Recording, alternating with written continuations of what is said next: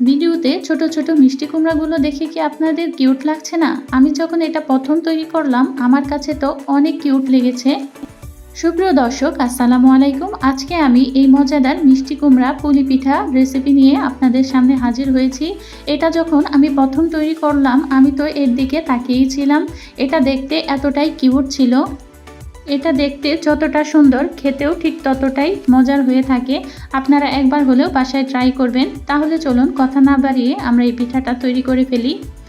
এই পিঠাটা তৈরি করার জন্য প্রথমে আমাদের এর পুর তৈরি করতে হবে। সেজন্য এখানে একটা কড়াইয়ের মধ্যে 2 কাপ পরিমাণ নারকেল কুড়া নিয়ে নিয়েছি।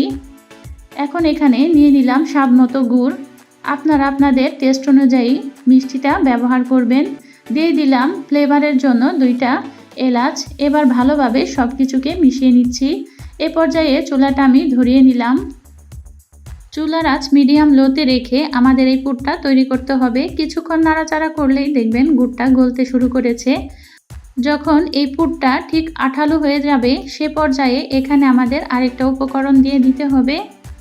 যখন এটা খুব আঠালো হয়ে যাবে তখন আমরা এখানে দিয়ে দিব সাদা তিল। আপনারা চাইলে কালো তিলটাও ব্যবহার করতে পারেন।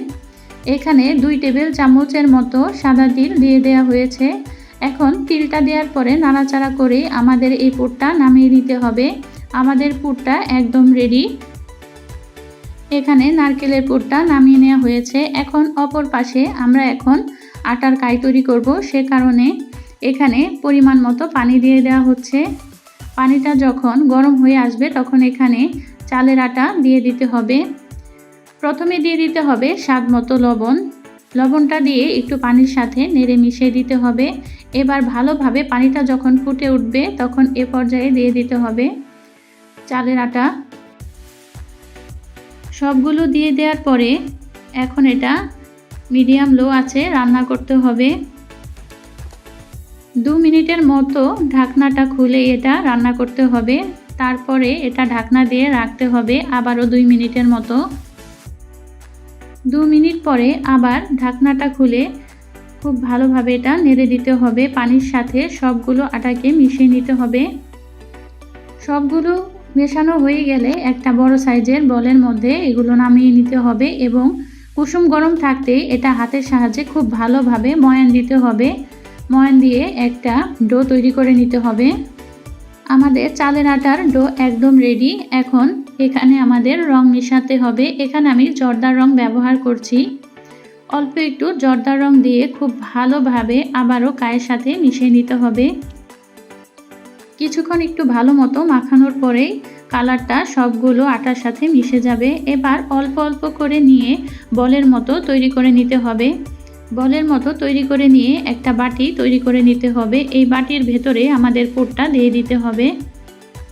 বাটিটা তৈরি করে নেওয়া শেষ। এখন এর মধ্যে আমরা যে নারকেলের পুর তৈরি করে রেখেছিলাম সেখান থেকে অল্প পরিমাণে দিয়ে নিলাম। এর মুখটা খুব ভালোভাবে সিল করে দিতে হবে। খুব ভালোভাবে এটা সিল করা হয়ে গেলে আবারও গোল বল তৈরি করে নিতে হবে। হাতের সাহায্যে যতটা সম্ভব এটা মসৃণ করে একটা বল তৈরি করে নিতে হবে। দেখুন আমাদের বলটা ঠিক এরকম হয়েছে। এখন একটা চামচের সাহায্যে এর পিছন সাইড দিয়ে বলটার গায়ে আলতো হাতে একটু ঘুরিয়ে ঘুরিয়ে চাপ দিলেই খুব সুন্দর একটা ডিজাইন হয়ে যাবে। ভিডিও দেখে আপনারা অবশ্যই বুঝতে পারছেন এটা কিভাবে করা হচ্ছে। সব সাইডে দাগ কাটার পরে মাঝখানে আঙুল দিয়ে একটু ট্যাপ করে নিতে হবে আর একটা লং এভাবে করে চাপ দিয়ে বসিয়ে দিলেই আমাদের একদম ছোট মিষ্টি কুমড়া তৈরি হয়ে যাবে। এভাবে করে আমি অনেকগুলো মিষ্টি কুমড়া তৈরি করে নিয়েছি। এখন এগুলো ভাপে সিদ্ধ করতে হবে। সেজন্য একটা স্ট্রেনারে তেল মেখে রেখেছিলাম। এখন সেখানে এই মিষ্টি কুমড়াগুলো দিয়ে পানির ভাপে বসিয়ে দিতে হবে। 10 মিনিটের মতো এটা ভাপ দিলেই তৈরি হয়ে যাবে। ঢাকনাটা লাগিয়ে 10 মিনিটের মতো ভাপে বসিয়ে দিলাম। 10 মিনিট পরে আমি ঢাকনাটা খুলে এর চেহারাটা আপনাদের দেখিয়ে দিচ্ছি।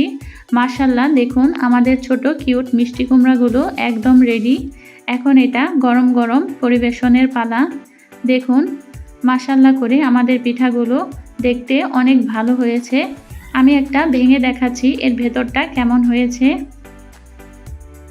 এর ভেতরটা খুবই রসালো এটা খেতে অনেক টেস্টি হয়ে থাকে। আপনারা একবার হলেও বাসায় ট্রাই করে দেখবেন। আশা করি আমাদের আজকের এই মজাদার ভিডিওটি আপনাদের কাছে ভালো লেগেছে। আজ তাহলে এ পর্যন্তই। ভালো থাকবেন, সুস্থ থাকবেন। আল্লাহ হাফেজ।